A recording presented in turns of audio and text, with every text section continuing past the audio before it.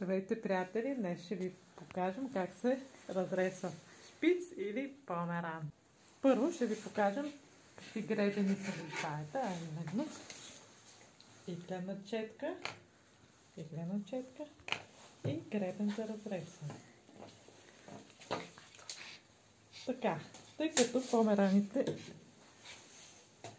и шпицовете бая се сплътяват на места и се нуждаят от спрей за разресване, започваме първо с пръскане.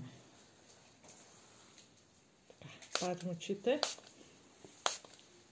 Тук се нуждае от хубаво пръскане, тъй като на нагръдника бая се е спустил. Нанасяме навсякъде хубаво нанасяме. Хубаво го втриваме в козината. Прекрасно момченце. Малко послуша. Така. И временно изчакваме. Разресването е хубаво да започва последователно и започваме отзад напред. С игрената четка. Постепенно да разресваме. Като отделяме внимание на всеки участък. Разресването вкъщи трябва да става ежедневно, тъй като те имат доста подкожен, който се задържа.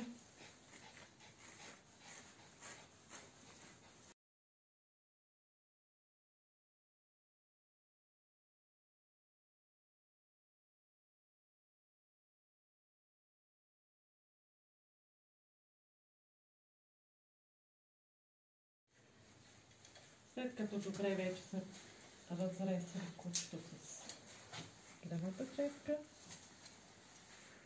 идва време за гребена. По същия начин отново започваме последователно отзад напред да разресваме козината, като отгръщаме и хубаво до кожата. Последователно целия. Трябва да обърнем хубаво внимание при ушите. При ушичките отзад, тъй като тук се заплита.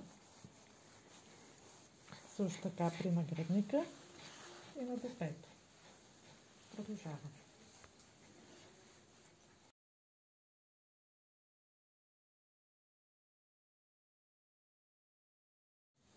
След дълго и старателно разресване, нашето приятелче вече е готово. Няма сплъстени участъци и задържан под коса.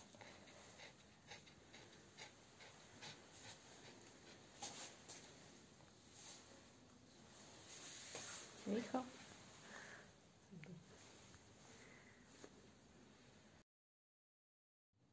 Надяваме се, че сме ви били полезни с нашето видео. Ако искате да научавате още интересни неща за вашия домашен любимец, може да се абонирате за нас. Също така можете ни подкрепите, като споделите нашето видео с приятели. Това много ще помогне на новият ни канал. Благодарим ви от сърце и до нови срещи от екипа на Doggy & Grooming.